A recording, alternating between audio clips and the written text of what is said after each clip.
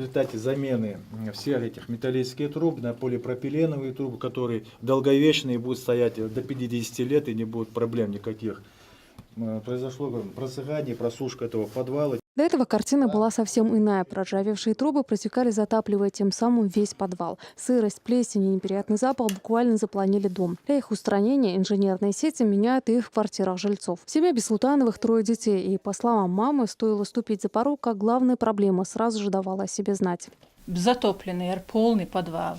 Чуа болото алми гордош, обюх, подвал. Чурик шадехалар, чуа чурик шлатер. Подъезд чурки аюартин халар вообще цакор хадерли шатер сразу не аюаршат чурк шчуйодер. А и подвал штанин чулде хахенц уже чурк шцахул.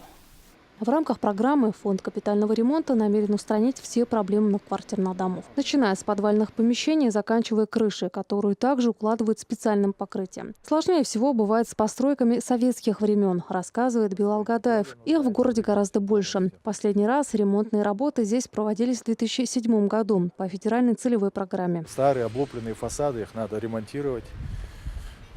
Водосточные системы ремонтируют. На сегодняшний день провели замену труб холодного водоснабжения, труб отопления. И на сегодняшний день эта проблема снята. Люди очень довольны. В одних домах работы только начали, а в других завершают, опережая намеченные сроки. Свежевыкрашенные фасады, новые козырьки, замененные коммуникации. Дом меняется на глазах. Жильцы с интересом наблюдают за происходящим. Только лишь в городе Грозном в программу капремонта включены 1497 многоквартирных домов. Это постройки, износ которых не превышает 70%. Проведение капитального ремонта производится в соответствии очередности в региональной программе и с критериями отбора. Первый критерий – это год постройки, второй критерий – это дата последнего проведения капитального ремонта и поступления средств собственников помещения.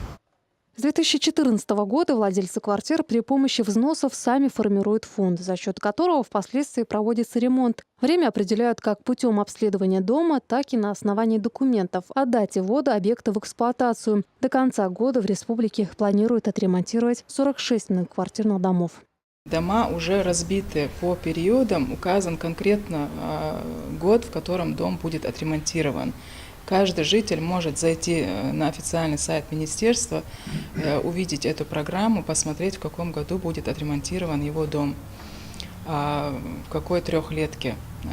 И на протяжении, как я сказала, всей программы он будет несколько раз подвержен капитальному ремонту. Программа рассчитана на 30 лет. В течение этого времени в случае необходимости работы могут провести повторно. Если ремонт домов производится за счет взносов жильцов, то с благоустройством территории последние надеются на местных властей. Детские площадки зартхон. И бирка лаузлақан и лаузметтигат, бериш надал меттигат, и аштанисич мертха и данценисич. Оцагор кюрен улцагил оцат и улцагил. И цава простер.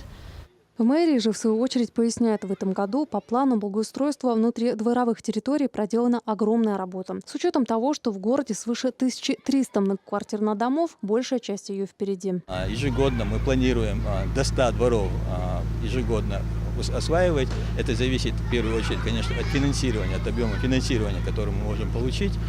И таким образом мы планируем в ближайшие несколько лет основные дворы, которые есть в центральной части города, полностью благоустроить, затем перейти к окраинным частям и по каждому району по отдельности будем благоустраивать остальные районы, прилегающие окраинные части города. Строительство детских, спортивных площадок, обрезка деревьев и посадка новых, асфальтирование территории – все это делается в рамках благоустройства дворов. Согласно плану, работу планируют завершить в течение 10 лет. Мариам Керимова, Магомед Сулейманов, Магомед Шатаев.